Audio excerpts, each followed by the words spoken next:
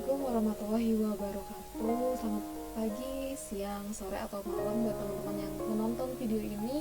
Em,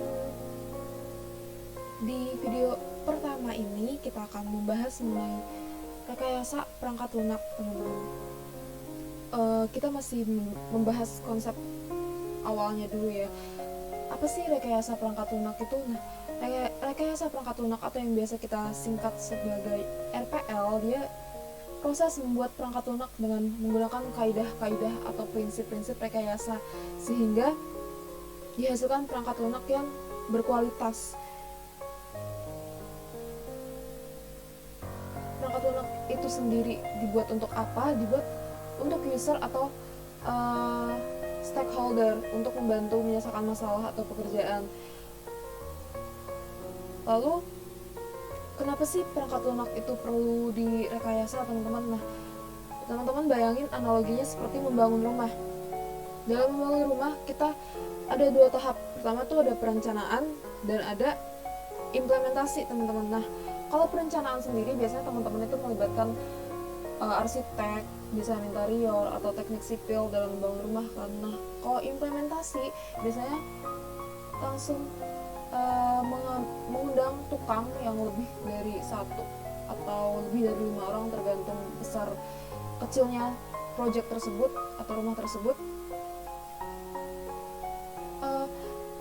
Bisa nggak sih bangun rumah tanpa melalui tahap perencanaan?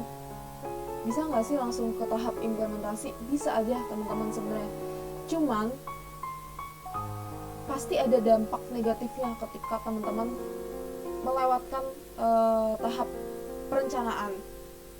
Apa aja sih dampak negatifnya? Dampak negatif yang akan teman-teman dapat itu biasanya nanti rumah yang teman-teman bangun itu tidak sesuai dengan keinginan kita, tidak sesuai dengan bayangan kita rumah yang kita mau. Yang kedua, waktu dalam pengerjaan rumah tersebut biasanya nanti akan molor lebih lama dari yang ditentukan. Yang ketiga, estimasi biayanya. Ini yang paling penting, estimasi biayanya akan melambung tinggi karena tidak melewati tahap perencanaan, di mana tahap perencanaan tersebut pasti nanti dibahas mengenai desainnya seperti apa, terus nanti bahan-bahan yang digunakan itu berapa, budgetnya berapa, dan waktunya berapa. Nah, sama seperti membuat perangkat lunak. Dalam perangkat lunak kita perlu yang namanya desain dulu, kita perlu yang namanya perencanaan dulu, kita perlu yang namanya menghitung biayanya terlebih dahulu, biar nanti ketika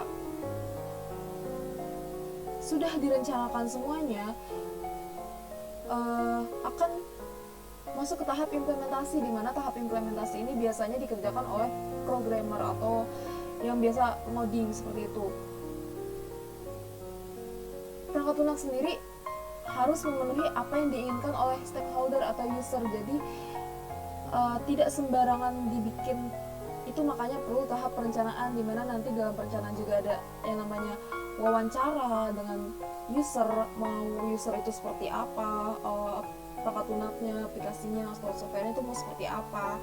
Terus nanti baru dibahas lagi oleh tim developer dan programmer. Terus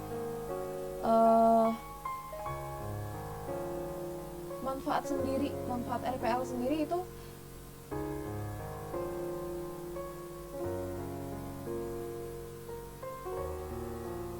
perangkat lunak yang dihasilkan sesuai dengan kebutuhan yang diinginkan. Lalu dia dapat digunakan dan beroperasi dengan benar di lingkungan sebenarnya. Terus memberikan manfaat juga untuk usernya. RPL sendiri atau rekayasa perangkat lunak sendiri bisa membuat biaya yang dikeluarkan nanti efisien, efektif, dan sesuai dengan anggaran yang ditetapkan, tepat waktu, terus setiap tahap terjamin kualitasnya. Makanya kenapa perlu software itu direkayasa atau direncanakan, karena supaya hasil yang didapat pun maksimal dan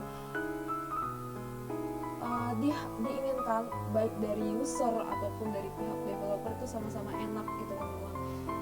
Nah, itu kaidah-kaidah atau prinsip-prinsip dalam RPL. Di sini ada ERP atau Enterprise Resource Planning. Dia sendiri itu apa? Dia sendiri itu sistem informasi perusahaan yang dirancang untuk mengkoordinasi sumber daya, informasi, dan aktivitas yang diperlukan untuk proses bisnis lengkap.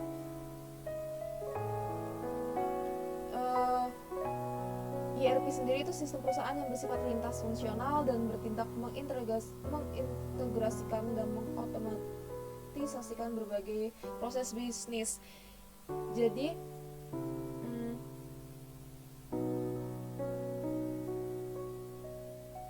di dalam proses bisnis itu ada namanya sistem ERP, di mana dia nanti memberikan pandangan terintegrasi secara menyeluruh. Biasanya ERP sendiri digunakan untuk melakukan pelacakan terhadap sumber daya seperti uang tunai, bahan mentah, kapasitas produksi, dan hal-hal yang berkaitan dengan proses antar entitas bisnis seperti pemesanan, pembelian, dan pembayaran. Jadi untuk di dalam perusahaan, teman-teman, di dalam perusahaan besar ataupun kecil yang mana dia ada proses bisnis di dalamnya, baik itu pemesanan, pembelian, dan pembayaran, itu ada yang namanya sistem ERP. Dia untuk mengolah datanya, terus dia juga berguna untuk penyedia dan penampung aliran informasi. Nah, contoh ERP sendiri itu apa? Contoh ERP sendiri ada yang namanya Sales Order Processing. Di sini